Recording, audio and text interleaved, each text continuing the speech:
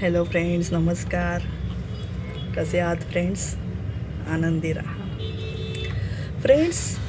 आपल्याला आपण ज्याच्याशी कनेक्टेड आहोत, ज्या लोकांशी कनेक्टेड आहोत,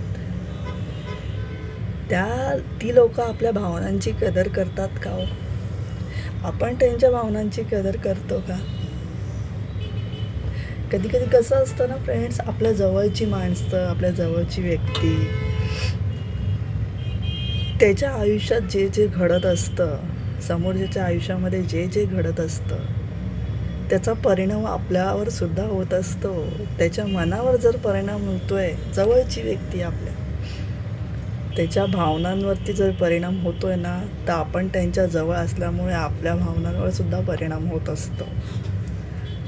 आपल्याला आतून खूप वाटत असतं की अरे, असं या व्यक्तीला काय प्रॉब्लेम आहे की हा एवढा अपसेट आहे, एवढा स्ट्रेसमध्ये आहे.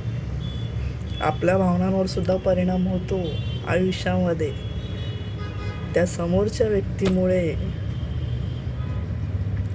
काय करायचं आहे? बोलायचं आहे, संवाद साधायचा आहे, बोलायचं आहे.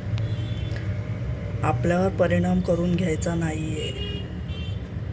बोलायचं आहे, पूर्णपणे व्यक्त व्हायचं आहे. समोरच्याला काय प्रॉब्लेम आहे त्याला विचारा, त्याला काय त्रास होतो हे विचारा, कोणत्या प्रॉब्लेममध्ये आहे हे विचारा. कारण आपण त्याच्याशी कनेक्टेड असतो म्हणून विचारा.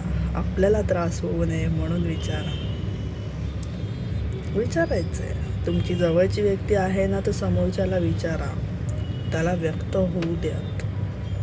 त्याला काय त्रास आहे त्याला विचारा. सल्ला नका देऊ त्याला, त्याचं आधी बोलणं ऐकून घ्या. तो काय बोलतो आहे, काय सांगतो आहे. सल्ल्याची गरज नसते. समोरच्याला वाटत असते की समोरच्याने आपलं ऐकावं, ऐकून घ्यावं. सल्ल्याची गरज नसते फ्रेंड्स.